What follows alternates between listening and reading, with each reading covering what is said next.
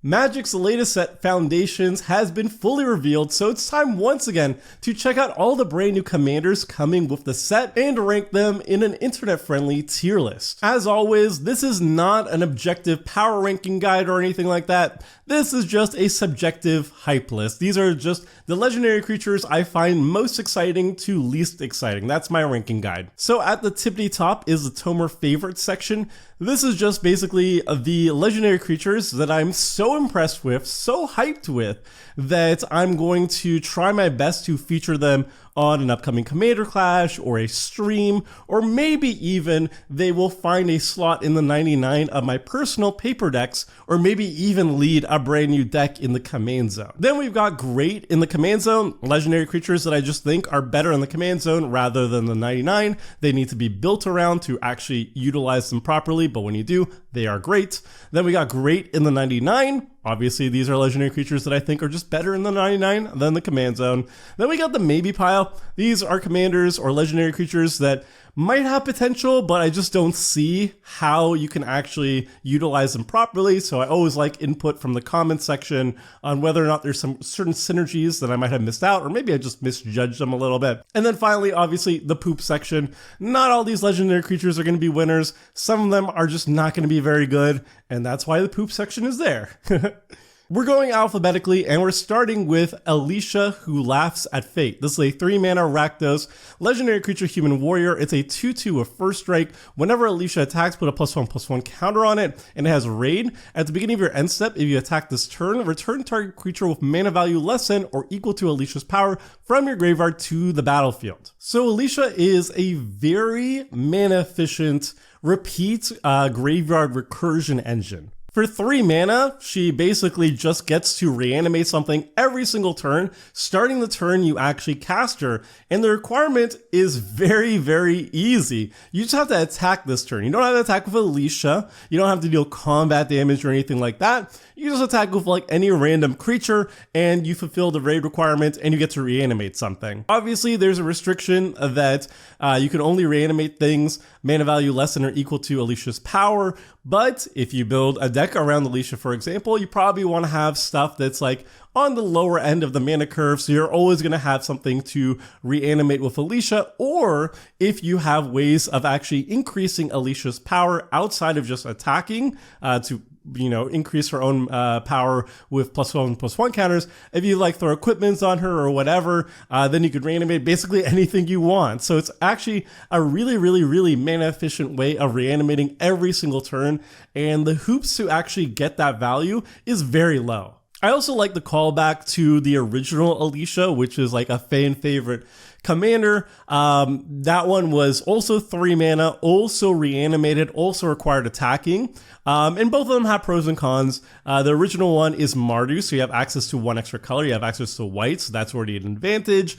And you could immediately start reanimating things that have higher mana value than their 2 power restriction. For example, you could like reanimate a Karmic Guide, which has 2 power, but it's also a 5-drop, so you're getting more value that way. However, the original Alicia had to attack itself in order to do the reanimation, and you have to pay mana on top of that, whereas this one is much safer. You don't actually have to attack with Alicia at all, and you can kind of get around that mana value restriction by just pumping up Alicia, just equipping her with something really big to increase her power or a different way, and then you can reanimate a lot more things very easily. So overall, I actually like the new Alicia more than the previous one. I like how mana efficient it is, and I like the build around potential, but also just putting it on a 99 seems sweet too. So Alicia, I'm going to put great in the command zone. I think it's also going to be great in the 99 of low curve aggressive decks that are in Rakdos. But if you really want to build around Alicia's ability, you probably want to find ways of pumping up her power, like throwing a good equipment on her or pumping her up some other way. And then you can start doing like some serious reanimation businesses. Like you pump up her power to like 7, and then you start reanimating 7 drops every single turn. That seems wild. So yeah, this one seems very, very strong and very fun to build around. Next, we've got Inep, Vizier of Hazaret. This is a 3-mana red legendary creature, Jackal Warrior.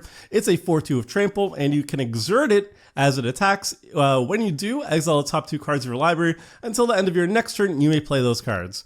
All right, so this one, doesn't seem like it was really made for Commander in mind. If you're like super heavy on like an Exile Matters style deck, like you're Prosper, but you have a very limited budget and you're kind of working with what you've got, then you can like throw that in the 99 and it's fine. But overall, the value here is kind of bad. It doesn't have haste, so you can't exert it immediately.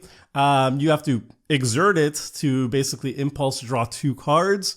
It's still to the end of your next turn, so there's some wiggle room in terms of when you actually have to cast it, which is nice, but it also doesn't have a very impressive body for multiplayer, so this is kind of something that's obviously much more oriented towards 1v1 in a jumpstart style game, as opposed to trying to translate that over to Commander. So we've got our first poop candidate. Next we have Ophelia Viper Whisperer. It's a 2-mana black legendary creature Gorgon Assassin. It's a 1/3 with Death Touch, and it has whenever Ophelia attacks, you may pay 1 and a hybrid green or black. If you do, create a 1/1 black snake creature token with Death Touch, and you can pay 5 mana, 4 and a black, until end of turn. Whenever 1 or more Gorgons and or snakes you control deal combat damage to a player, that player loses half their life rounded up. So Ophelia is a very interesting commander that could enable a Gorgon type deck, or even like a Golgari snake type deck. Keep in mind that her commander identity is actually Golgari colors, not just mono black, because her first activated ability, or sorry, her first triggered ability has a hybrid black-green activated cost, and that counts towards her commander identity. So she's Golgari, not mono black. But yeah, I don't think I've ever seen a Gorgon commander, or like a commander that literally focuses on Gorgons. I could be wrong, but I think this is the first ever one. Obviously, it's not the first ever snake commander, but usually they aim towards being like Simic or mono green. So maybe this is the first ever Golgari version of that. And you could also just aim towards like a Death Touch style deck too. She has Death Touch and she makes other creatures with Death Touch, though I think there are better options for that. Also, her activated ability is very, very lethal. Like, there are a bunch of stuff that says whenever an opponent loses life, they lose double that much life. I know there's a bat creature from Lost Caverns of Ixalan that does that, and there's also Wound Reflection, which is an enchantment that does the same thing. I think there might be a couple others that do similar things too. So you pair any of those type of cards with her 5 mana activated ability and deal combat damage with your Gorgons and Snakes, and then your opponents just straight up die. They don't just lose half their life, they just die. So that's a really cool wombo combo there.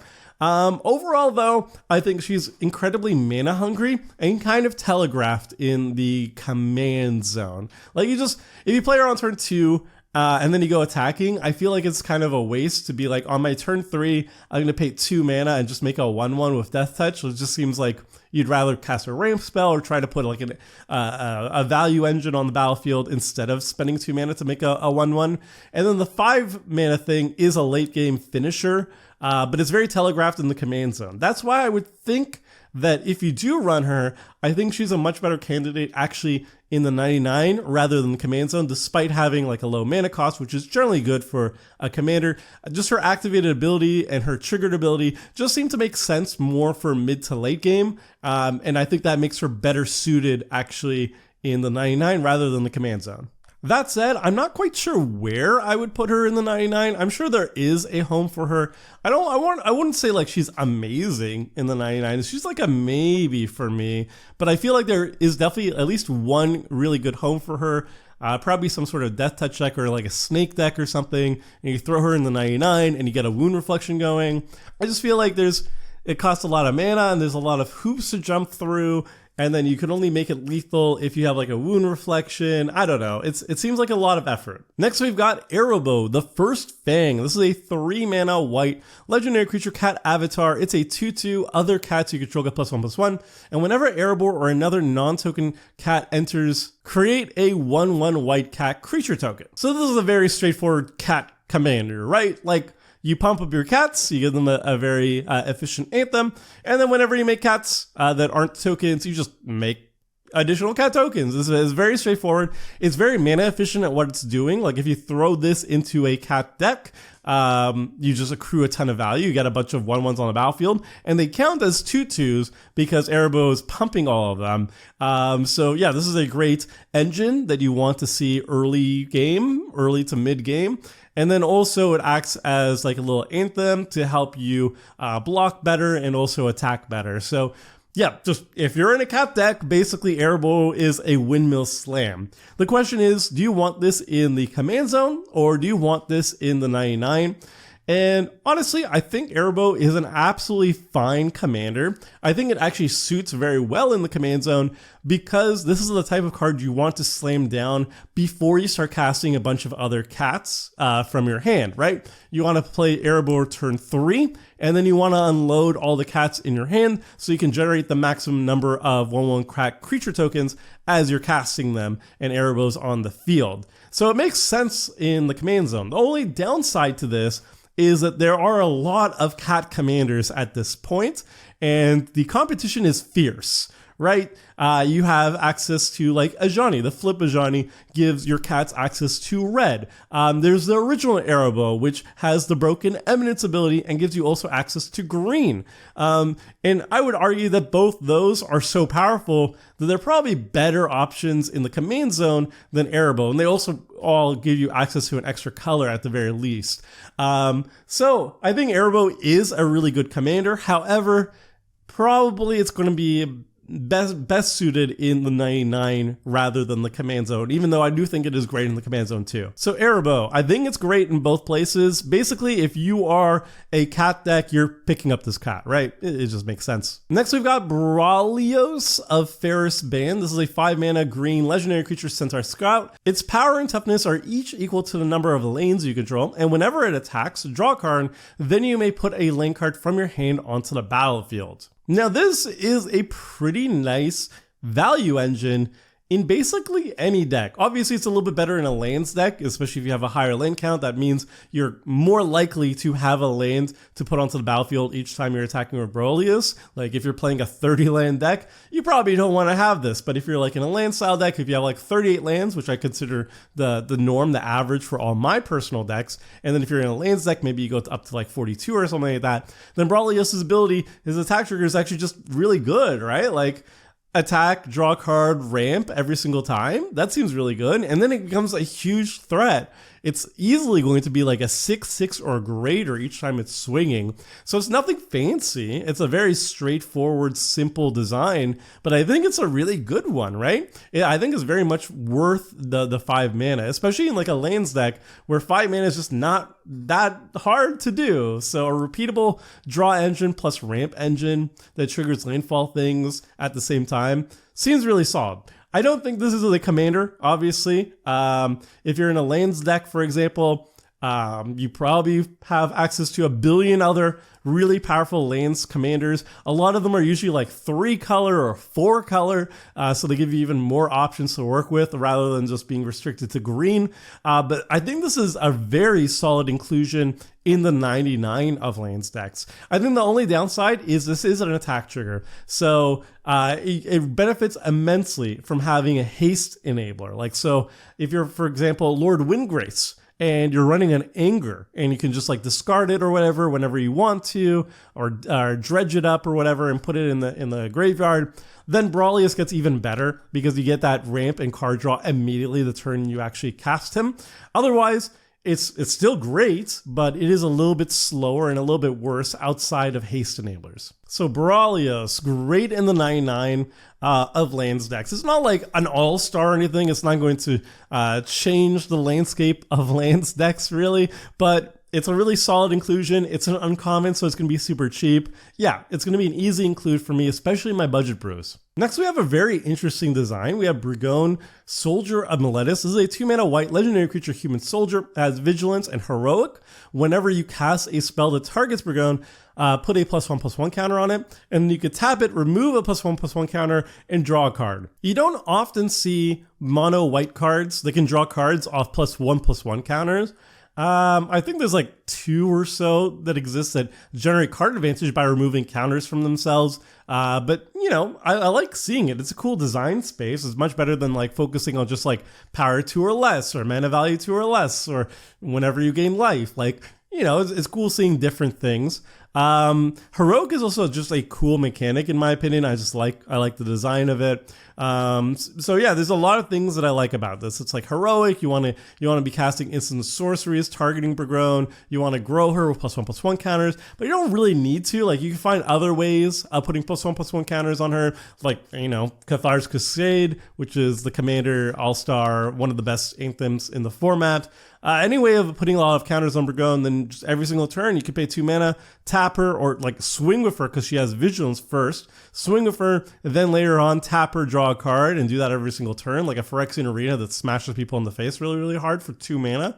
That seems like great value. And then if there's any way of like mass untapping all your creatures over and over again, if you have a lot of counters on Bergone, you could draw a ton of cards. And there are stuff like Drum Bellower, for example, which can untap all your creatures on every single person's turn. So if you have a bunch of counters on Bergone, you could draw a crap ton of cards off her. So that's a really exciting build around. Do I like her more in the command zone or in the 99? I think, you know, there's going to be better heroic options, better +1/+1 counter options in decks that have access to more colors, like Selesnya, for example. That's usually the home of +1/+1 counters and stuff like that. But now that I'm thinking about it, I think there's a lot of options to actually build around her properly, even in mono white. And I am kind of curious to see a mono white build of Bergone. I think that could be super fun with Drum Beller options, ways of untapping her repeatedly, ways of putting a lot of +1/+1 counters on her to draw just a crap ton of cards while smashing people in the face with a Vigilance big creature. That seems like super fun to me. I'm actually super hyped about it. So Bergone, before this actual video recording, I was pretty low on this card. I think I just kind of glossed over it entirely. But as we're looking at this card and as I'm thinking about the options, it might be a favorite, but it's definitely great in the command zone. It's probably great in the 99 of any like +1/+1 counter style deck. Honestly, I would just jam it in there as like a 2 mana Phyrexian Arena that, you know, smashes face and stuff. I'm going to put it as great in the command zone for now. I'm going to put it at the top of that. I might switch it to Tomer favorites. We'll see when we look at the rest of the cards though. Next we have Cleone, Merry Champion, 3 mana red, legendary creature, human soldier. It's a 2/2 with double strike, and it has heroic. Whenever you cast a spell that targets Cleone, exile the top card of your library. You may play that card until the end of your next turn. Like our last Theros waifu, this one is heroic. This one draws us cards, but it does it in a different way. Like, it only draws cards whenever you target to activate its heroic ability. I think it's more geared towards actually dealing damage because it's a 2/2 of double strike. So that means like pump effects are going to be exceptionally powerful on Cleone. But is it a better card draw engine? I think not. It's 1 mana more expensive. I think it's an overall much weaker card, honestly. You're also in a worse color, like, you're in a worse color. You'd be mono red instead of mono white if you're actually building around it. Do you want to just jam this in the 99 of like some sort of heroic style deck? I think maybe, but typically there's going to be better heroic triggers to trigger. Yeah, it's okay. It's okay. It's not as exciting to me though. It's not as much of a build around. I don't know what 99 would like it. I wouldn't put in like Zada or whatever, because I'm not going to be targeting anything other than Zada. If I put it in like a Zada deck and I'm targeting Cleone, that means my deck is failing. So I don't know. I don't know where I put it. Maybe some other heroic style deck. I have no idea. I'm going to put this in the maybe pile. I was kind of hoping it would be better, honestly, and maybe it is. Let me know what you think about this card, but I'm definitely not as high as it as the other Theros waifu with heroic. Definitely a huge gap in terms of interest, I would say. Next we've got Cynet Jelly Drover. It's a 4 mana blue legendary creature human wizard. It's a 2/2, and when it enters or dies, you create a 1/1 blue jellyfish creature token with flying, and creatures you control with flying get +1/+1. So this to me seems like a kind of fun Blink card. It's not something powerful enough that I would like actually build an entire commander around it, like an entire deck around this effect, but maybe you like throw this into the 99 of like an Abdel Adrian Candlekeep Sage deck or a Brago deck or something like that. It's not going to be fantastic, but it has a little anthem for flying creatures, which is nice. You know, your Muldrifter becomes a 3/3 or whatever, and it makes a lot of jellyfish, which is fun. I think it's a fun card. Not a particularly strong card, but it is cute. And it seems more blink focused. Like, yeah, it has a death trigger too, but in blue at the very least, you're much more likely to utilize the enter trigger and abuse the enter trigger than you are to utilize the death trigger. So this one's another maybe for me. Next we have Dionys, Elvish Archdruid. This is a 4-mana green legendary creature elf druid. It's a 3/3, and it says elves you control have whenever this creature becomes tapped during your turn, untap it and put +1/+1 counter on it. This ability triggers only once each turn. Now this card is a jumpstart card. It's an uncommon, so I didn't expect much from it in terms of commander play, but I think this card is actually cracked. All your elves are going to get a free untap, and they grow with +1/+1 counters. So usually elves, they tap for mana, right? That's kind of the key theme of elves. You tap them for mana, and Dionys basically says all your elves tap for double mana, right? They could tap twice. And they grow with +1/+1 counters, which means it opens the doors for a +1/+1 counter sub-theme to the deck. And there's a lot of really cool payoffs once you have at least one +1/+1 counter on your creatures. One of my favorite cards, Inspiring Call. 3 mana, just save all your creatures. They all get indestructible if they have +1/+1 counters on them. And then you draw a card for each of them. For 3 mana instant speed, that's like a wombo combo. It's fantastic. So Dionys opens the doors for all those sweet cards in an elf deck. So not only does it double the tap potential of your elves, it also grows them, so it does turn them into an incremental threat. And then it also opened the doors for running the choice best +1/+1 counter synergy cards to just bolster your elf strategy, which I really like it. It adds an extra layer of depth to your deck. Now, do you want to put this in the 99 or in the command zone? In the command zone, elves, one of the most popular creature type in Commander of all time, obviously has a lot of competition. The most notable one is Lathril, which gives you access to black. It's a great finisher / engine in the deck. It's hard to argue against Lathril, and Lathril is one of the most popular commanders in the entire format for a reason. People say it's the best elf commander, and I generally tend to agree. However, Dionys, I would say, not only is it obviously an auto-include in any 99 elf deck, but for me personally, I look at this, and to me, this is the most interesting elf commander at the moment. Lathril is very popular, and as a hipster, I tend to shy away or lose interest in the thing that I see the most often. Obviously, like the more you see a commander over and over again, obviously the less unique and fresh it feels. The thing I like about Lathril is it gives you access to black, and there's a lot of really cool black elves and Golgari elves that you otherwise couldn't play with unless you have basically Lathril as a commander. But that aside, I really love Dionys' really unique triggered ability. I love that it opens the doors with +1/+1 counters in it. And to me, if I had to choose an elf commander deck, I would actually go with Dionys right now. I love Lathril. I love access to black and all the black elves and everything and the Golgari elves. But Dionys, it's just a cool ability. I love just adding +1/+1 counters to things. I love doubling the tap abilities of stuff. I love being able to tap for mana and then go swinging with your elves immediately afterwards or vice versa. It's just really cool. I like this a lot. It's a really cool design. So yeah, Dionys, I'm going to put in Tomer favorites. I'm going to put the waifu in Tomer favorites too. Both of these are just like very exciting to me, I think. I really like both the designs. Next, we've got Elenda, Saint of Dusk. This is a 4-mana Orzhov, legendary creature, Vampire Knight. It's a 4/4 with lifelink and hexproof from instants. And as long as your life total is greater than your starting life total, Elenda gets +1/+1 and has Menace, so it becomes a 5/5 essentially with Menace. And it gets an additional +5/+5 as long as your life total is at least 10 greater than your starting life total. So it can become as big as a 10/10 Menace. for 4 mana with lifelink, by the way. So it's like a 10/10 lifelinker with menace, a hexproof from instance. That's a lot of value for a 4-drop. Obviously, in a lifelink deck, this is very trivial to go 10 above your starting life total, right? That's what lifelink decks are all about, or life gain decks are all about, rather. You can get to 100 life. It's pretty easy.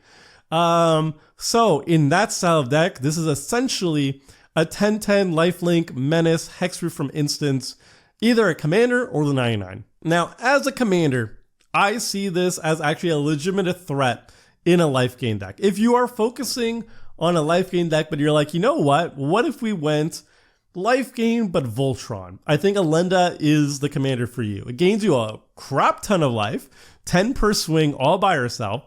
She has hexproof from instance, so that means basically spot removal doesn't work on her. Sword Splashers or whatever just doesn't work on her. And she kills people really fast. Like, give her something with evasion, pump her power by just 1, and you're 2-tapping any opponent. So that's a legitimate threat. All right, Elenda I actually think is great in the command zone.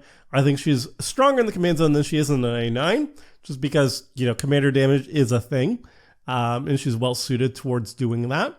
But she's also fine in the 99 too. It's just a really good value legendary creature. Next we come upon, I think, my favorite legendary creature in all of Foundations. This is Evereth, Viceroy of Plunder. This is a 3-mana black legendary creature, vampire soldier. However, it has a commander identity of Rakdos. So it's a 2/2 flyer. It says sacrifice another creature or artifact, put a +1/+1 counter on Evereth. If the sacrifice permanent was a treasure, Evereth gains lifelink until end of turn, activate only as a sorcery. And then when it dies, you may pay 1 and a hybrid black or red. When you do, Evereth deals damage equal to its power to each opponent. So this is basically Rakdos Sacrifice Voltron. It's a 2/2 flyer for 3 that can grow incredibly big all of a sudden. If you sacrifice a board full of creatures or a board full of creatures and or treasures, you can have Evereth become a huge flying beater, swing in there, maybe 1-shot an opponent or like maybe 2-shot them or whatever. And then when it dies, you just pay 2 mana and you just deal that much damage equal to the power to each opponent, maybe take everybody out all at once. And if you sacrifice a treasure, then it's lifelink. So you smash somebody in the air, you gain that much life if you sacrifice a treasure that turn. And when it dies, if it had lifelink, you deal that much damage to each opponent, and then you gain like a crap ton of life. Like you're a Grey Merchant of Asphodel, staggering amounts of life gain that way. So Evereth has a lot of build around potential, and I definitely think you do want to build around her. You could throw her in the 99 of an Aristocrats deck because she is a sack outlet that gets really big, and then eventually when she dies, you deal a lot of damage to people. But because she gets really, really big and she's only 3 mana, I think she's even better in the command zone because commander damage is a thing, and you could really like build around the damage potential of this here. So Evereth, early on, you could like drop her down, and she's a sack outlet, right? Like she triggers all your death triggers and stuff on demand. That's all well and good. You could have her as a blocker or whatever. You don't need to get aggressive with her. And then when you have like a bunch of treasures on the battlefield, a bunch of creatures on the battlefield, you could just sacrifice all of them immediately, go 1-tap an opponent, and then maybe sacrifice her later on, and then 1-tap all your opponents all at once. It's glorious, and you're getting so much life in the process. It's silly. And obviously you can do other things to increase her power. There's a bunch of cards in red that can like double the power of Evereth. There's a new one that has flashback, for example, that was just printed in Foundations. Anything that like doubles damage or triples damage means it's even easier to kill everybody with her abilities. Yeah, it's a lot of build around potential on this one. I really, really like it. It's aggressive, and I'm just an aggressive player. It's no nonsense. It gets the job done. So yeah, I think this one's my favorite. I guess I just really like all the waifus from Foundations because this is like the 3rd one that I say is my favorite. But I think this is the top of the heap. A really, really good design, very aggressive, just very much my style of play. I'm not even that much of an Aristocrats player. I'm much of an aggro player, so it's mostly the red side of me that really acknowledges how cool Evereth is. But this is aggro enough to get me to try like an Aristocrats shell. And I built a deck for Commander Clash. It was Foundations only cards, and I was really happy with how it turned out, by the way. It was like a really cool deck. And I'm going to play it on an episode. I'm not going to spoil how it plays, but I just loved the commander. I really like the design. I'll shut up about it. We have to talk about a lot of other cards, but yeah, I really like Evereth. This is really cool. All right, Evereth, top of the list, top of the waifu pile. We got 3 waifus on the top of the Tober faves. What does this say about me, friends? What does this say? Let me know in the comment section. Next, we've got Fumulus the Infestation. This is a 4-mana black legendary creature, vampire insect. It's a 2/2 with flying and death touch. And whenever a player sacrifices a non-token creature, create a 1/1 black insect creature token with flying. And whenever an insect, leech, slug, or worm you control attacks, defending player loses 1 life and you gain 1 life. Now this card is an amazing engine in an Aristocrats deck. Whenever you're sacrificing things, you're putting a bunch of really good tokens on the battlefield. And they're 1/1 flyers, so they have evasion, they're good chump blockers, but they can also get in there for damage pretty easily. And then not only that, but it buffs up also those tokens and other insects, leeches, and slugs you've got, where you start draining everybody. So you make a big swarm of insects, you swing out with them, and you basically deal double damage while gaining life at the same time as you're doing that. So that's an insane value for a 4-drop. You have to obviously be Aristocrats to get the value out of it, but if you're like in an insect deck, chances are insects are Aristocrats, so you're in good company there. Now the question is, do you want this in the command zone or do you want it as part of the 99? I think you actually want to put this in the 99. I think the best home for this is probably an insect deck, an insect Aristocrats deck. You can put this in basically any Aristocrats deck, by the way. I think you would just put it in any Aristocrats deck, by the way. Just jam into the 99 there. And it's even more good in like an insect, actual dedicated insect deck. And all of those are Golgari. I think the best commanders for an insect deck is usually like one of the Grists or whatever.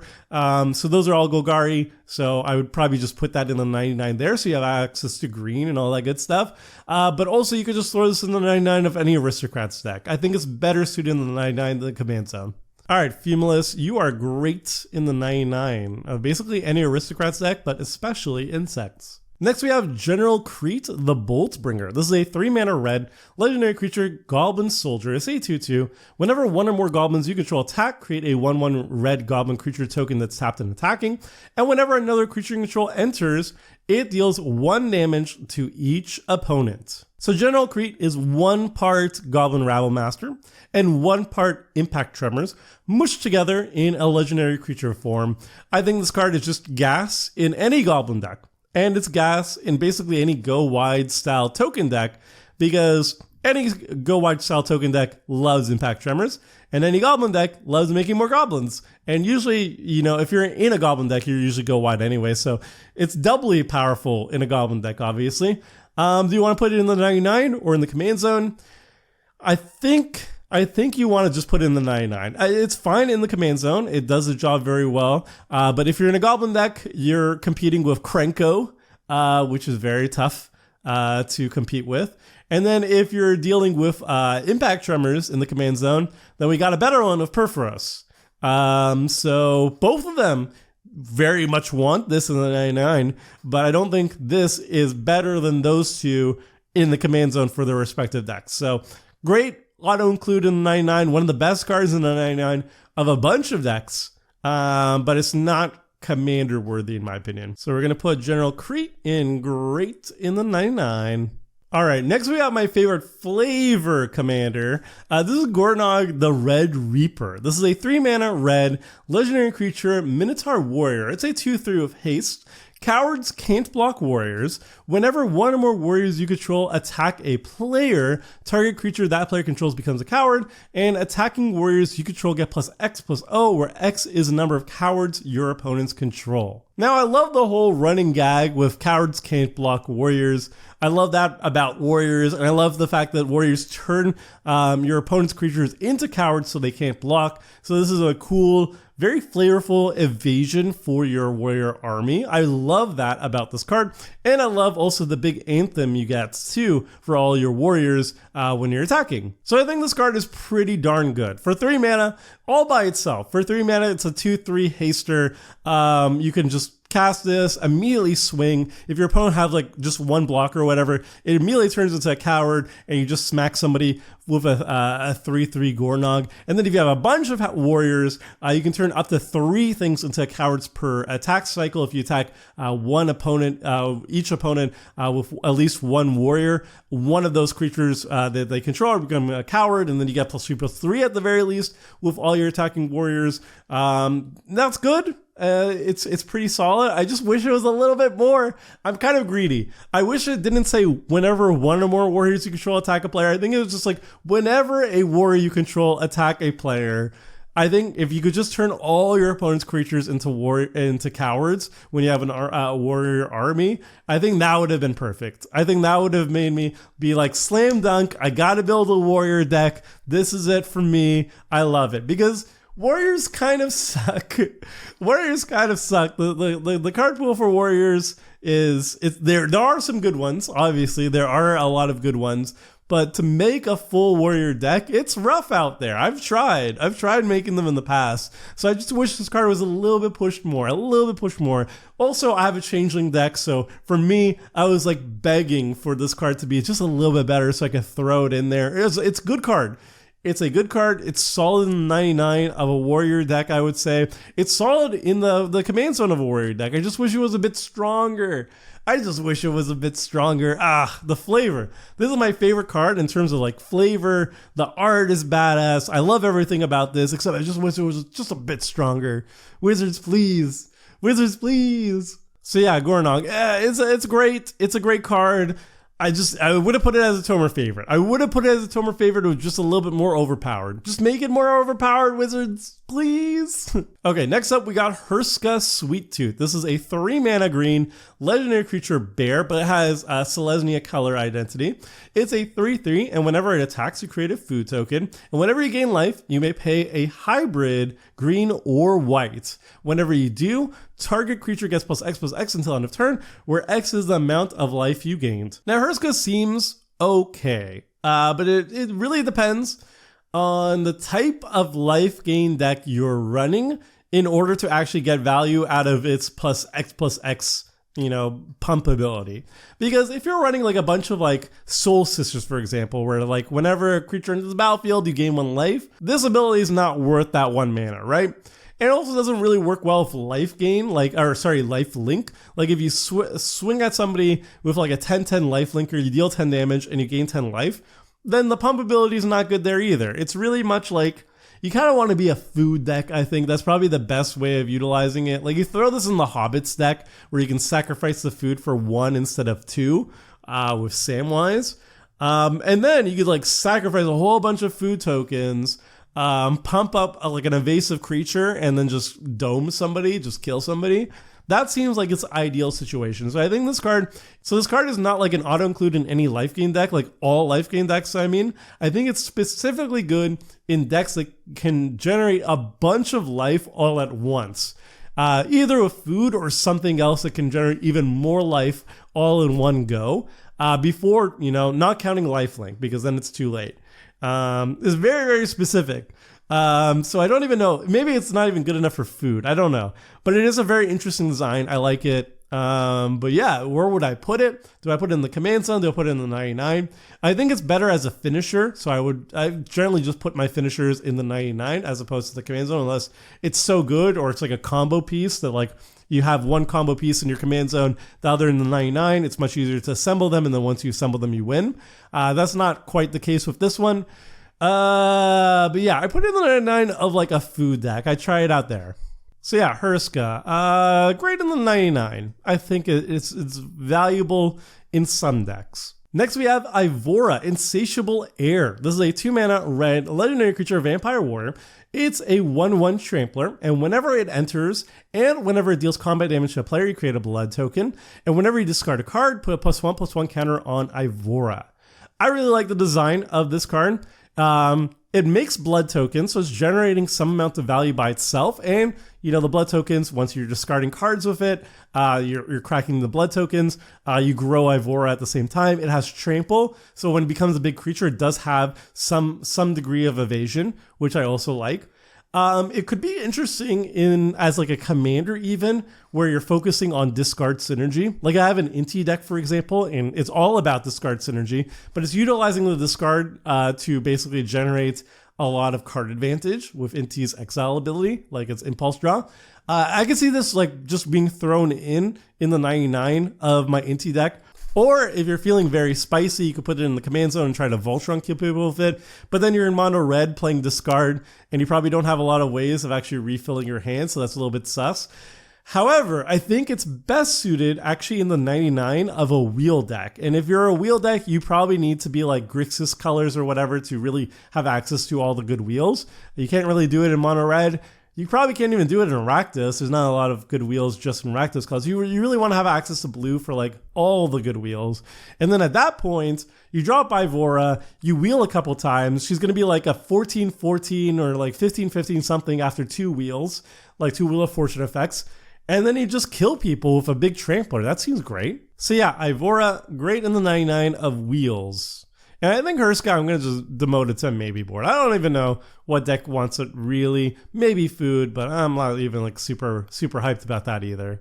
Next, we have the reincarnation of Ragavan, the fair Ragavan even. This is Kellen, Planar Trailblazer. It's a 1-mana red legendary creature, human fairy scout. It's a 2/1, and it has 2 abilities. So the first ability, if it's a scout for 2 mana, if it's a scout, it becomes a fairy detective and gains, whenever it deals combat damage to a player, exile the top card of your library. You may play that card this turn.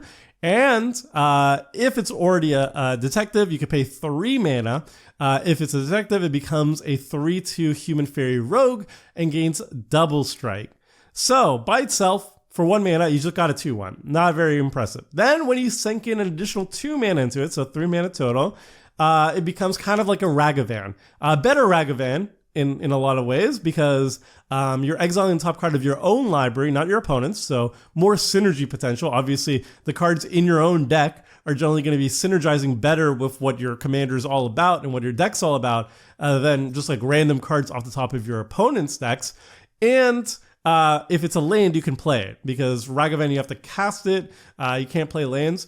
The downside is you don't get treasures. But I think overall, this ability, once you've sunk 3 mana into it, this ability is overall a little bit better than Ragavan. I value being able to play lands and being able to exile from your own deck more than just making a treasure and hoping that something that you exile from your opponent's deck is worth casting.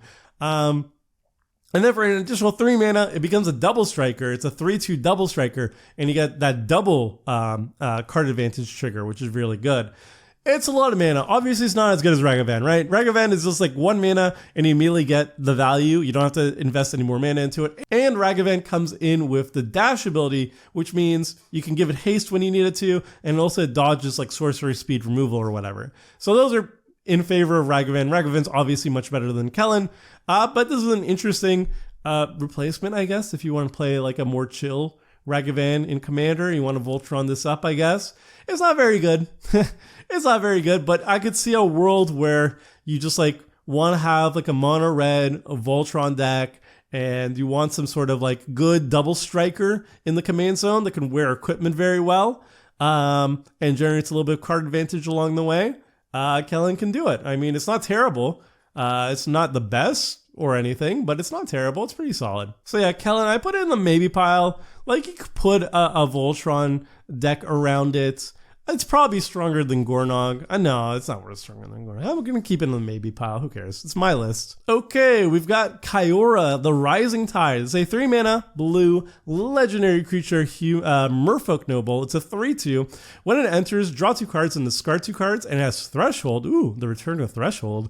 Whenever it attacks, if there are 7 or more cards in your graveyard, you may create Scion of the Deep, a legendary 8/8 blue octopus creature token. Okay, so 3 mana, you got an ETB double loot effect. And then whenever you're attacking, you get an 8/8 on the battlefield, which is quite nice. If you can like sacrifice that 8/8 for value, like a greater good effect or something like that, if you're like in green, then you're really cooking with gas, right? Like you sacrifice the octopus every single time you're attacking with Kyora. It's just a 3/2 as well, so you need to give her evasion too. It's fine. It's fine. Obviously, it's not very exciting. commander in my opinion. Like there's not too much to latch on to. Like you can go blink and then you're just like looting extra times, and that's not like super awesome. You're making a big octopus creature token, but it's not like exciting enough to build like a sea monster deck around her. You can put her in the 99 though. I don't know what deck really wants her, but like I think you want to put her in something that can really utilize the Sign of the Deep. Like if you're like a mill deck, a self mill deck, so you can get Threshold very easily, and then you have ways of sacrificing 8/8s for big value, like a Disciple of Bolas or whatever, then it gets, you know, much more exciting. You need to give her evasion too so she doesn't die when she's attacking. But yeah, she's fine. She's fine. I'm feeling generous. I'm going to put her in greater than 99. I'm sure there's some deck that can utilize the fact that she makes 8/8s every single attack trigger potentially to great effect. All right, now we've got a new Koma, and it's a more fair version of Koma too. This is Koma World Eater. This is a 7-mana Simic legendary creature serpent. It's an 8/12, can't be countered, trample, ward 4. Whenever Koma deals combat damage to a player, create 4 3/3 blue serpent creature tokens named Koma's Coil. Okay, maybe it's not as fair as I first impressioned on it. I think it's more fair than the original Koma because it can't just constantly give itself indestructible. But this is really strong still. 7 mana, can't be countered, 8/12, ward 4, so you're just not targeting. You're just not targeting with stuff, okay? So it might as well be hexproof at that point.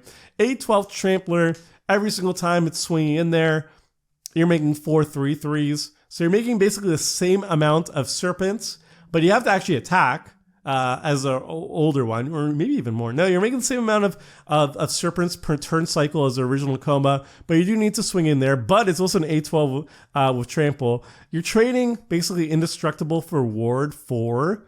So I think it is more fair, and you can't tap down your opponent's stuff by sacrificing coils.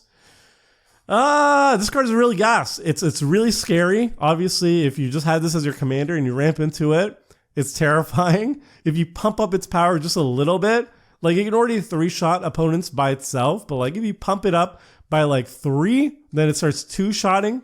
Yeah, it's a spooky guy, spooky critter. I would be scared. I would be spooked if you had this across the table for me. But I think it is more fair than the original one. It's a little bit more handleable. You know, you just run more board wipes, I guess, to deal with this. But yeah, it's a nice top end, and obviously you can just throw this in the 99 of a bunch of decks. Like if you're doing, I don't know, the what's it called, the Prismatic Bridge, you know, you just want another legendary creature to RNG into. Koma's another one you can throw into the pile, so it's great there too. It's great to polymorph into, obviously. So yeah, a lot of potential here. Really big top end, splashy, Simic, smash you face type card that I'm going to lose to a lot. So Koma, great in the command zone, great in the 99, great wherever you put it. It's just big value, big battle cruiser value. Next we have Kaikar Zephyr Awakener. It's a 4-mana Azorius legendary creature bird wizard. It's a 3/4 flyer, and whenever you cast a non-creature spell, you choose one.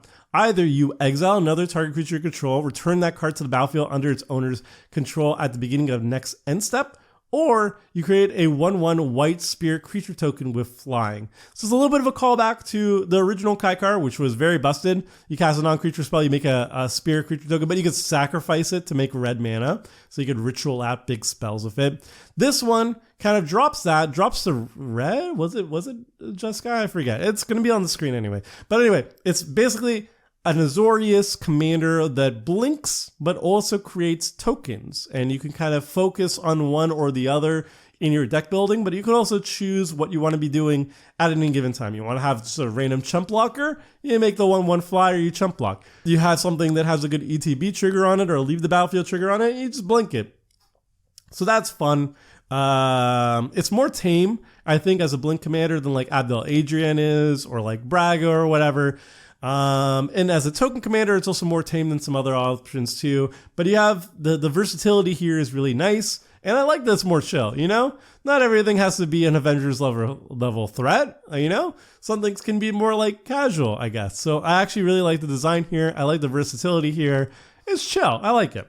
I think this is a build around though, so I'm going to throw it in the command zone. Next we have everyone's new favorite Digimon, Loot, Exuberant Explorer. And I say that with no sarcasm because I don't have it behind me anymore. But once I've settled on, having a good backdrop and stuff and have a new shelf up, I'll show you my Loot Shrine. I actually have a Loot Shrine. I hated this character when it was first released, but then the irony of buying a Loot plushie became sincerity, and I think I have all the official Loot merch currently available to man. So I've been corrupted is what I'm trying to say. Anyway, so Loot, Exuberant Explorer. 3 mana, green, a legendary creature, Beast Noble to 1/4. You may play an additional land on each of your turns. You can pay 6 mana, tap it, look at the top 6 cards of your library. You may reveal a creature card with mana value less than or equal to the number of lands you control among them and put it onto the battlefield. Put the rest on the bottom in a random order. So this kind of looks like a lands style card because you can play additional lands, but its activated ability reads more of a creature deck. So what's the deal with this? I think basically it's like okay in a land style deck if you have a decently high creature count, then you're not going to whiff on this usually. But I think this is just better in like a creature deck that has more lands or just more card draw. And I think this is like probably a correct thing for all decks. Just run more card draw, and then when you have more card draw, you're gonna have more lanes that you can put onto the battlefield. So I think Loot is actually better in like just like creature heavy deck than as opposed to a lanes deck. And then you just ramp out creatures with this ability. You don't even have to activate its ability though. Like early game, you're gonna drop this on turn 3, play an additional land, draw some more cards, play an additional land, and then eventually, when you have mana to sink into this, you just activate Loot's ability and you cheat out big things.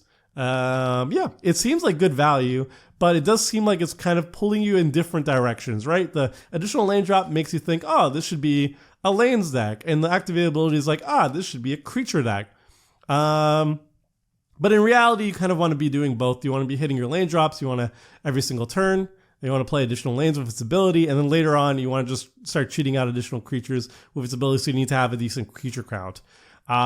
It's good value though. For 3 mana, just a mini Azusa into card advantage is nice. So it's good. It's not like broken or anything, but it's good. I think it's better than the 99, by the way. It's not very inspiring in the command zone, in my opinion. But yeah, it's solid in the 99 in a bunch of decks. Next, we've got Nazar, the Velvet Fang. This is a 4 mana black legendary creature, Vampire Warlock. It's a 3/3 with menace. And whenever you gain life, put a feeding counter on Nazar. And whenever it attacks, you may remove 3 feeding counters from it. If you do, you draw 3 cards and you lose 3 life. So this is thematic card advantage for your life gain deck. It works particularly well with like Soul Warden effects that are in white because they trigger all the time and you gain incremental life. So you're going to get infinite feeding counters. And then like if you give Nazar better evasion, like menace is okay, but if you give it like flying or whatever, or unblockable, then basically from then on, every single turn, you get to attack with Nazar and just draw 3 cards in your life gain deck, which is awesome. That's really good value for 4 mana. There's some hoops to jump through, obviously, to start getting that thing going. But yeah, I think I would put it in a bunch of Orzhov-focused life gain decks in the 99. As a commander, I think it's a little bit too restrictive for what you're trying to be doing with it. I think you really want like Soul Warden effects and stuff to really get the feeding counters on it as quickly as possible. But yeah, I put it in the 99. It seems solid and thematic in life gain decks there. So Nazar, pretty good in the 99. Next we have Nirdiv, Devious Diver. This is a 3 mana blue legendary creature Merfolk rogue. It's a 2/2, and whenever it becomes tapped, target player mills cards equal to its power. Ooh la la. And so Krim loves this card already, I know. Whenever you cast a spell from your graveyard or activate an ability of a card in your graveyard, draw a card and put a +1/+1 counter on Nirdiv. So this seems like it could go infinite. If there's something you could like activate a card in your graveyard like infinite times without actually like doing anything substantial, you could draw out your entire deck and then like tap Nirdiv and mill somebody and they're just dead.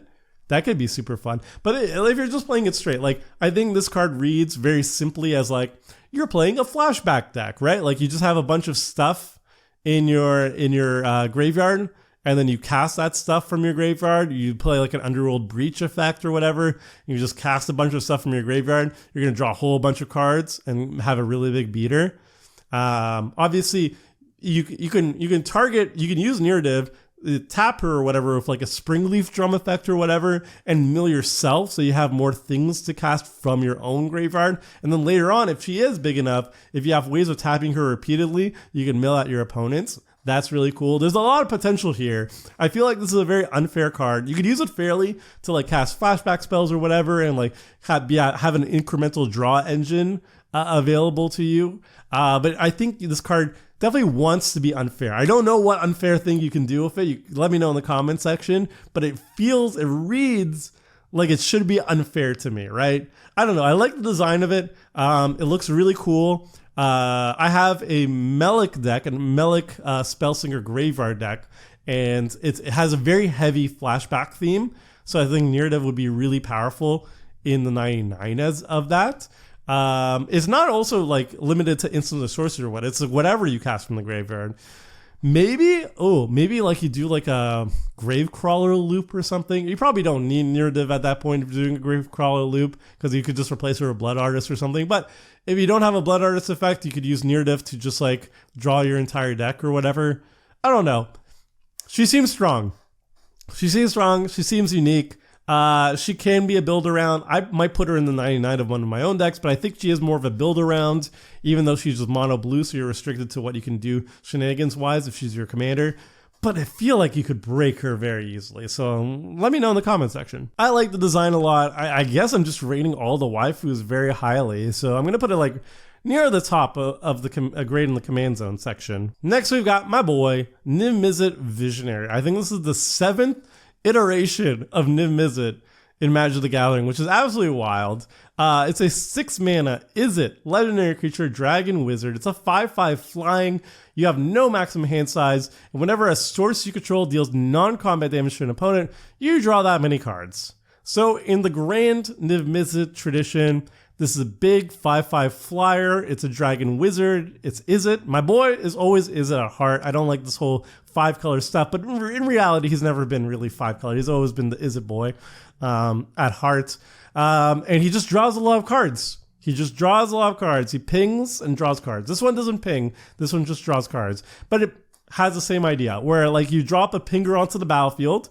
Usually it's going to be a Spellslinger pinger, you know? One of them is like whenever you cast a non-creature spell, whenever you cast an into a sorcery, you ping everybody for 1. Then Mizzet says, oh, you pinged everybody for 1? Well, you draw 3 cards, 1 for each opponent. Huzzah. And you could do a lot more than that too, because it scales up on how much damage you do. So yeah, just like all the other Niv-Mizzets, it's going to draw a lot of cards. It goes infinite with a previous iteration of Niv-Mizzet. I think Niv-Mizzet Perun. It goes infinite with to draw out your deck if you want. But yeah, it draws a lot of cards. It's 6 mana. It's a big dragon wizard. I love him. He is my favorite. Obviously, he's going to be a lightning rod for removal the moment you cast him. So he's not going to stick around for very long. I think he's also like good in like the 99 of a bunch of like pinger style decks too. You just like drop him. He's like 6 mana, and he's probably better in the 99, honestly, of like pinger style decks. So he actually surprises the table a little bit more and isn't like immediately hated out. And he's also like a 6 mana commander, so he's kind of expensive to ramp out in his colors. But yeah, I like him. He's really cool. He's really neat. I love Niv-Mizzet, so instant favorite. Am I going to build him? I mean, maybe. He's on the low end of my favorites, but there's no way I'm not putting Niv-Mizzet in my favorite section. I love Niv-Mizzet. He's one of my favorite characters. He's such an asshole. I love him. Just like an egotistical genius asshole, and I just love it. And he's a dragon wizard. And who doesn't love dragon wizards?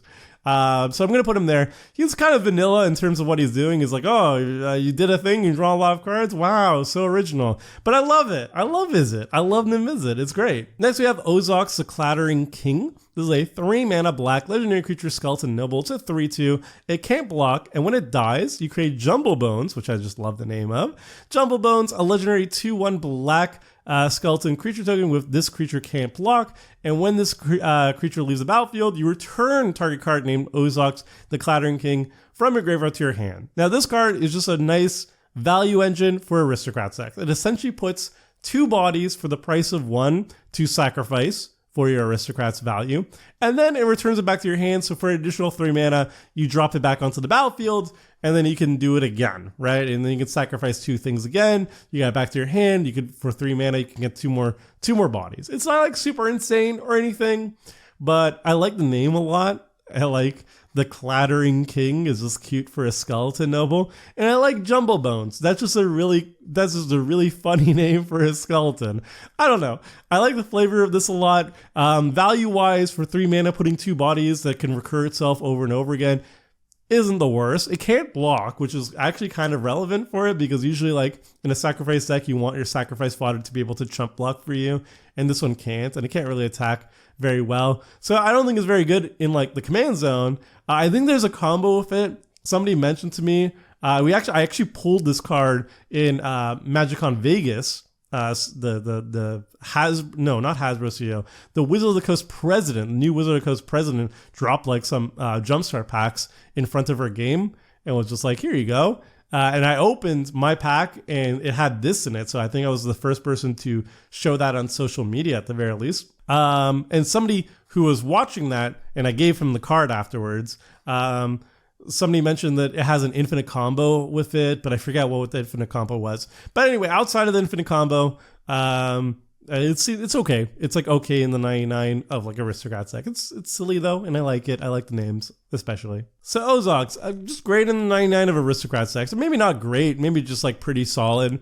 Pretty solid in the 99. I'm not putting in the maybe pile though. Next we have Plagon, Lord of the Beach. We got a 3 mana blue legendary creature starfish wizard, but it has Azorius as its color identity, blue-white. It's a 0/3, and when it enters, draw a card for each creature you control with toughness greater than its power. And then you can pay a hybrid of white or blue. Target creature you control assigns combat damage equal to its toughness rather than its power this turn. Now this card is amazing. In terms of the card mechanics, I absolutely love it. It is a starfish wizard. That's just wonderful. I love that imagery very much. ETB for 3 mana, you can draw a bunch of cards. And then it also does the thing that things that like tree folk or any sort of like tribe or creature type that you're focusing on, walls or whatever, need. When they have like very high toughness and very low power, you need ways of actually being able to deal damage, right? So this allows you to deal damage with a big toughness rather than its small power, which is great. I love everything about this card. However, I do not like that it is Azorius, because that means it's more of like an Arcades style card. You know, it's just going to draw a lot of cards in Arcades. I wish it was Simic, because my boyfriend has a turtle deck, and this card would have been perfect for the turtle deck, right? It would have drawn so many cards. Turtles are notorious for having very high toughness, very low power. So it would draw a ton of cards. It would allow them to do more damage. I don't even care that it's not a turtle itself. It's a starfish wizard. I think that's even more boss. I love that it has a turtle in the artwork. It's great. I just wish it was Simic so I could have put it in the turtle deck, because that deck is led by Pride of the Hulklade, and turtles are just historically, they're blue based, but then they're blue and their secondary color is green. They're not Azorius based. So I can't run it in that deck, and that's very disappointing to me. So that's my only gripe. I love this card, but I'm very bitter and spiteful, you could even say, that it is not a new inclusion in my turtle deck, and I'm very disappointed. If WotC designers are listening, very sad, very, very disappointed. It's my favorite card. It was made for me, and yet it wasn't made for me because it's the wrong colors, and I'm inconsolable. So yeah, this card is great in the command zone. I'm going to put a top of great in the command zone. Also great in the 99 of anything that's like Toughness Matters style, but obviously you could make a Toughness Matters deck with this as the leader. Next we have Pol Jamar, Illusionist. It's illusions, Michael. It's a 6 mana blue legendary creature, human illusion wizard. It's a 4/5 of flying, and when it enters, choose a creature type, draw a card for each creature you control of that type. So go wide, creature decks. Be glad if you are in blue and you can make a crap ton of one creature type. This is your top end card. You pay 6 mana, enters the battlefield, and you draw a whole bunch of cards, and that's really nice. I don't know how many of them fit that mold in blue, but if they do exist, you're super happy. As a commander, I think it's a little bit too specific, because basically I think you're like aiming towards, I don't know, like a human or illusion or wizard type deck. I don't know. You're probably not doing this in mono blue with this as your commander. I think this is definitely a 99 card as a payoff for some sort of creature deck. And then you gain a bunch of cards. And then if you have Blink, even better. Maybe good in what's that? The Grixis Eminence wizard deck. That might be its greatest home. Is that one? I don't know. Let me know in the comment section. Maybe Min, Wily Illusionist? Maybe Min. I think I could see that in Min. Because it's even an illusion itself. So you could throw it in a Min deck and that's fine. That's pretty good. Yeah, let me know in the comment section. All right, let's put it great in the 99. And we'll put it like here. Next we have a word I cannot pronounce. It's Psmilla, Miletian Poet. It's a 3-mana white legendary creature human bard. It's a 1/1. Whenever you cast your first enchantment spell each turn, you create a 2/2 white nymph enchantment creature token. And then at the beginning of each combat, if you control 5 or more enchantments, it gets +4/+4 and gains lifelink until end of turn. Good value, but Enchantress is so powerful in Commander. I feel like I wouldn't really recommend this card as a commander, and it would be like a budget inclusion in the 99 of Enchantress. Like, it's a token maker, it swings in as a 5/5 lifelinker each combat pretty easily in Enchantress in the 99. All great things, obviously, but just Enchantress is so busted, man. For 1 more mana, you can make like Pegasi that all have lifelink. It's insane. And then for 1 more mana on that, for 5 mana, you're making 4/4 angels with your Sigil of the Empty Throne. It's like, the Enchantress is really stacked, man. This is not, I don't think this one cuts it if you're not focusing on budget. If you have this laying around and you have a budget Enchantress deck and you just need to fill a slot, it's going to get the job done in the 99. But outside of that, nah. So yeah, this is a maybe card. I think it's like a budget. It's a fine budget filler card in Enchantress, but it's not very exciting. Next we have an Ajani's Pridemate that is a legendary. This is Kala, Ajani's Pridemate. It's a 4-mana white legendary creature cat warrior.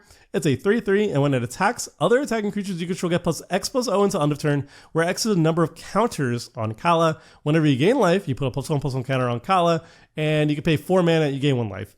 So Kala is a double-costed Ajani's Pridemate. Same triggered ability that it grows, but then when it attacks, it makes all your creatures, your random creatures, huge. Very, very quickly. And then for 4 mana, you could also gain 1 life, and that's fine. You generally won't be using that too much. You don't need that ability. That's like extra fluff. But basically, Kala and like a bunch of all the Soul Warden effects, they're BFFs. And then Kala's going to be huge. And then you swing with the team, and then even your Soul Wardens swing for a bajillion damage. It's wonderful. You could have this as your commander, and then you can go life gain Voltron. Because Kala's going to get huge, and there's a lot of Soul Warden. Most of the Soul Warden effects are all in white anyway. But you can also just throw this in the 99 as a late game finisher. You drop this down once you already have a bunch of Soul Wardens. Trigger her ability a whole bunch of times, swing in with the team, and then you finish the game that way. I think either way is super justified. I think I'd probably put it in the 99 as opposed to the Command Zone personally. But I think both are equally valid.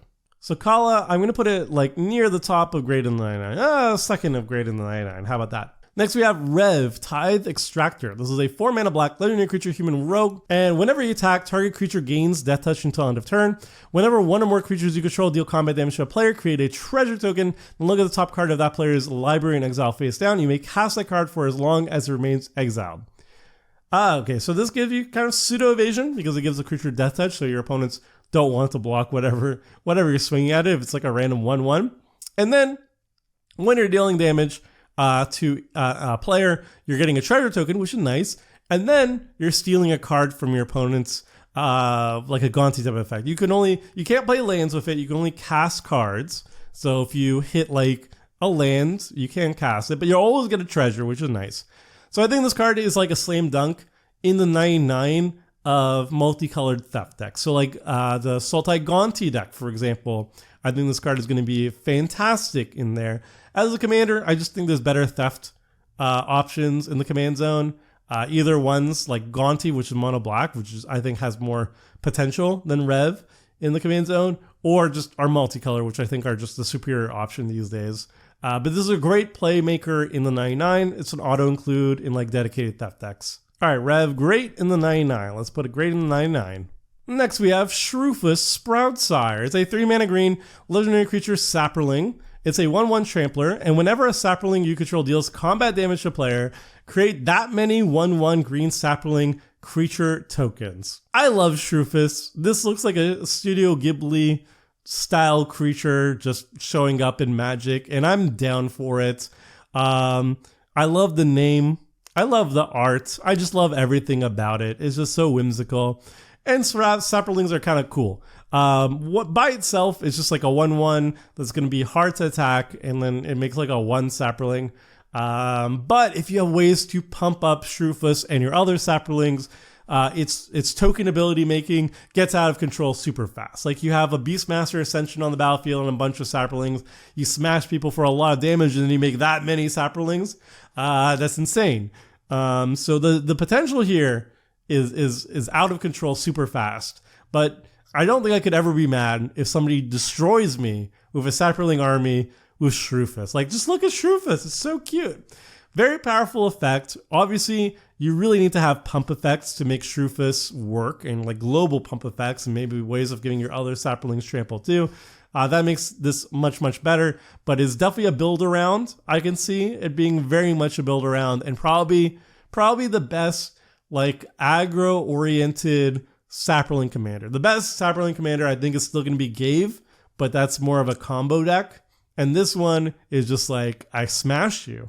I smash you for a lot of combat damage, and I make more of us. And look, I'm a cute little whimsical Ghibli-esque just creature, and it's adorable. I love it. All right, Shrewfus, get in there. Get in there in the Tomer favorites. I don't know when I'm going to build you, but if I have like 5 attempts to do so before the next set is released, You're there. I'm telling you, buddy, this is gonna happen. Next, we have something that looks like, I don't know, like a Monster Hunter or Final Fantasy boss. This is a Slinza, the Spiked Stampede. It's 5 mana green, but it has a Gruul color identity. It's a legendary creature, Beast. It's a 5/5. Beast spells that you cast cost 2 less to cast. Each other beast you control enters the battlefield with an additional +1/+1 counter on it, and whenever it or another creature with power 4 or greater enters, you may pay 2 mana, 1 and a hybrid Gruul. When you do, Slinza fights target creature you don't control. So this is your beast commander. There's not a lot of beast commanders out there. I can't think of a single one off the top of my head. I think there is at least one available out there, but this is your guy, right? That makes your beast cost less. It grows them. And then you fight a lot, and that's great, and you have access to Gruul colors, which are the traditional beast colors. I don't really care about beasts, but like if you're a big beast fan, this is your guy, and I'm very happy for you. It's very Smash, very Gruul, very Timmy. I like it. There's a very clean design. Does everything beasts want, I think. And it's cool. That's all I got to say about that one. All right, Slinza, definitely great in the command zone. Next up is Sutina, Speaker of the Tajuru. 3 mana green, legendary creature, Elf Scout. It's a 2/2. When it enters, search your library for a basic lane card, put it onto the battlefield tap, then shuffle. And whenever it attacks, you may return a land you control to its owner's hand. When you do, put a +1/+1 counter on target creature. Now, this card is wild to me because I still run Farhaven Elf in the year 2024. And this is just a better Farhaven Elf. It's a 2/2 instead of a 1/1. And then it even has an attack trigger that is like, it's pretty solid in a lands deck, because if you don't have any more lane drops to have, you can start returning them with Sutina to replay them and trigger more landfall. So that's great. Is this a commander? Absolutely not. I think you just want to jam this in the 99 of like, honestly, a bunch of decks, like an elf deck. If you ever run Farhaven Elf, you could just replace it with Sutina at this point. But then it's especially good in Lanes Matters decks, Lane Fall decks. So yeah, Sutina, I expected to see a lot of play. Definitely great in the 99. Next, we have another new legendary creature that angers me, that disappoints me. This is Teiko, the Patient Avalanche. It's a 4 mana blue legendary creature, Turtle Ninja. However, it has a color density of Dimir. It's a 4/5. It enters tapped, and whenever another creature you control leaves the battlefield, if it didn't die, scry 1 and put a +1/+1 counter on it. And whenever it attacks, you may pay hybrid, blue or black. When you do, target attacking creature can't be blocked this turn. So this card is a Ninja Turtle. I love it. It enters tapped, I guess because turtles are slow. And it buffs up ninjas essentially. What do ninjas want to do? They want a ninjutsu. So a creature is leaving the battlefield when it's being attacked unblocked. So you get to scry 1 and put a counter on Teiko. Very nice. And when it's attacking, you can make stuff unblockable. Either itself, which it itself is a ninja, or your other ninjas, or like something that you want a ninjutsu in. All of those are good things. It's very good for ninjas.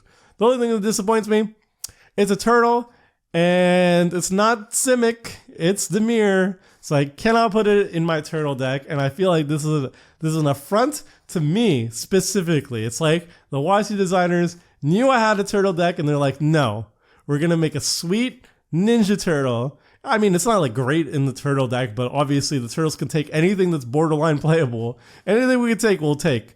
But yeah, they're like, no, Tomer has a turtle deck, and we know it's Simic, that's the color of turtles, but we're going to make a ninja thing pay off instead, and we're going to spite him by making it Dimir instead of Simic. And I'm sad. Makes me sad. Makes me real sad. It's like the new turtle, or new ninja commander. No, there's way too many better options for ninjas these days. But you can put it in the 99. It's not even amazing in the 99, but it's funny. I like it. It's cute. So Teiko, I could put it in poop because I feel like it hurts me on a personal note. But I'll put it great in the 99. It's not even great in the 99, honestly. It's like fine. All right, here's a card that I actually am very excited for. This is a Thurid Mare of Destiny. It's 4 mana. White, legendary creature Pegasus, it's a 2/4 with flying and lifelink. And whenever you cast a Pegasus, unicorn, or horse creature spell, copy it. And other Pegasi, unicorns, or horses you control get +X/+X. This card is basically the best version of like the whenever you cast a creature of a certain type, you get to copy it. They had one for Outlaws, which was an enchantment. They had one for zombies, I believe. And then they had a generic one that was the worst out of the bunch. It was like 5 mana, I think. And you could just choose a creature type, so it was flexible. This one is the best of the bunch. You know, you get to copy the thing for 4 mana, but then it's on a 2/4 flying lifelinker, which is nice. And it pumps up your team of Pegasi, unicorns, and or horses. So those are all great things. I do not care about Pegasi. I don't care about unicorns. I don't care about horses. What I do care about, though, is changelings. I have a changeling deck, and this one, out of all the cards in Foundations, I think this is the one that I'm most interested to at least try in the changeling. Is it going to be good enough for changelings? I don't know. But copying all my changelings and giving them +1/+1, pretty nice for 4 mana. I'm going to give it a shot. Then discard players get some love with Tiny Bones, Bauble Burglar, 2 mana, black, legendary creature, Skeleton Rogue, 1/3. Whenever an opponent discards a card, exile from the graveyard with a stash counter on it. During your turn, you may play cards you don't own with stash counters on them from exile, and mana of any type can be spent to cast those spells. You can pay 4 mana and tap it. Each opponent discards a card. Activate only as a sorcery. So it's some discard. It turns your discard into theft, basically. You can throw this in a discard deck, and then you're generating card advantage.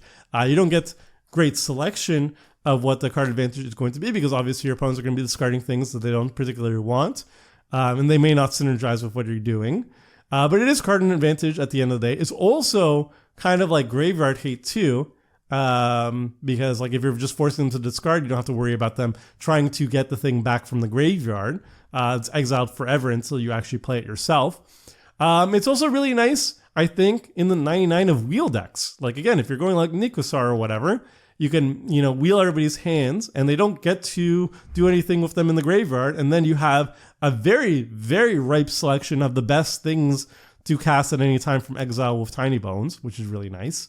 So yeah, it has potential in wheel decks. It's solid in discard. I think it's always best in the 99 though. I think if you want to go discard or if you want to go wheels, there's better commanders out there. I didn't put Thurid, but great in the 99 Thurid. I guess great as a commander, but I'm just gonna say it's better in changelings than unicorns or whatever. And then Tiny Bones, you're also great in the 99.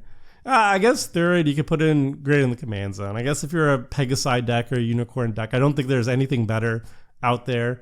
So yeah, then there we go. And Tiny Bones, great in 99. All right, next we got Erdnen Dramoka Warrior. 2 mana white, legendary creature, human warrior. It's a 1/1. When it enters, put a +1/+1 counter on target creature. Whenever you attack, target attacking creature with +1/+1 counter on gains first strike until end of turn. If that creature has 2 more +1/+1 counters on it, it gains double strike instead. Card's not good. I think it's good in 1v1 because like just getting a big thing with double strike is very nice, but it just doesn't do an awful lot in Commander. Like it puts a +1/+1 counter on something, and then if it already has +1/+1 counters on it, it makes one thing double strike. If it gave like all creatures you control +1/+1 counters on it, or 2 more on it double strike, then I think it would be a slam dunk in +1/+1 counter decks. But it's just not enough.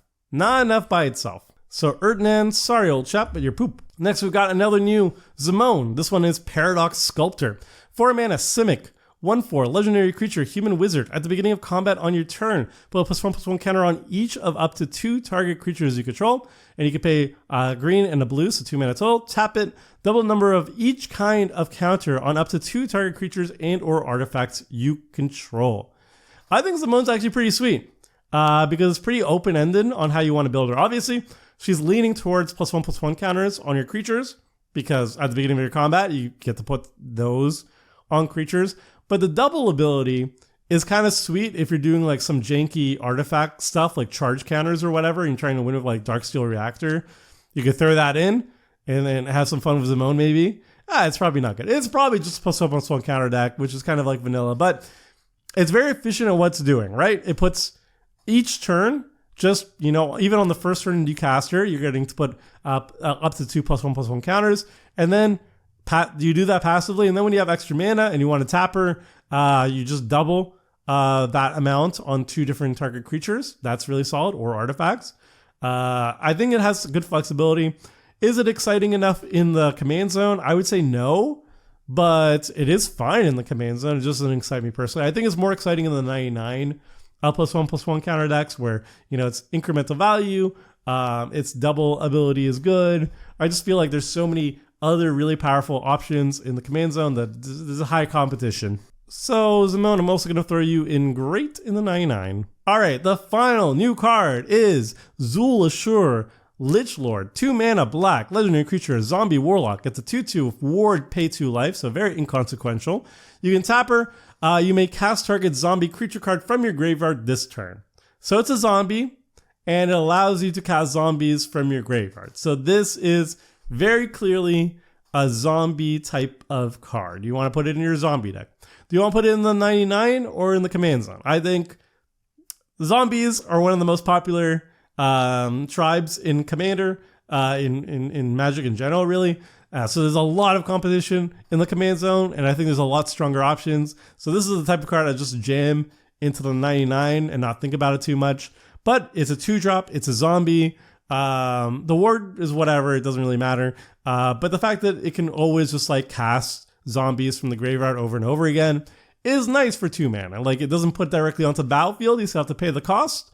But for 2 mana, being able to repeatedly recur things once each turn, it's great. And it's a zombie, so zombie synergies and all that. Really solid inclusion in the 99 of zombie decks. All right, Zul, just great in the 99. And with that, friends, you can see the full finalized list at the very tippity top of my favorite Tomers. Or Tomer favorites. Wow, how did I mess that one? I'm going to leave that in. Whatever.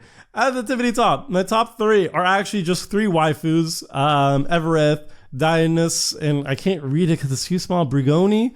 And then we got Niv Miz, my boy. He has to be there. I'm sorry. And then Shrufus. I love Shrufus. We have a couple that are really great in the command zone too. Not as many as I expected, or not as many, or less than I expected. There we go. Less than I expected, honestly, that I think will be great commanders. But the whole bunch that I think are going to be excellent in a whole bunch of different decks in the 99. Some maybes. Let me know what you think about the Hurska in particular. Hurska is going to be, I think, possibly very good. The Gorgon might be very good, and then 2 Poops. I think nobody's gonna debate me on this one. They're just not very good in Commander. They're much better in 1v1. But yeah, that's the list, everybody. Let me know what you think about my ranking. This is, again, just a hype list, not a power ranking or whatever. But that means I'm interested to see what you are hyped for. What is your favorites out of all of Foundations? I think the set is really good. It is my favorite set out of the entire year. A lot of really cool cards. I think it's also a great entry point for new players to get into Magic. It's a great place for people who got into Universes Beyond to try out the Magic IP, as they're calling it now, and learn the game in a little bit of a more simplified way. And simple doesn't mean worse. I think simple means actually better in a lot of ways. And there's a lot of still very exciting cards you can do that have less text on them and are easier to understand. And this Foundation set kind of proves it. I really hope it's a slam dunk. I really hope it sells well. I'm a big fan of this set, of this product. And I can't wait to play more of these cards and get my hands on them personally. So let me know what you think about this video. Let me know what you think about this tier list. I've been rambling for a long time. I'm still kind of sick. So I'm going to take a nap after this. And until next time, friends, see ya.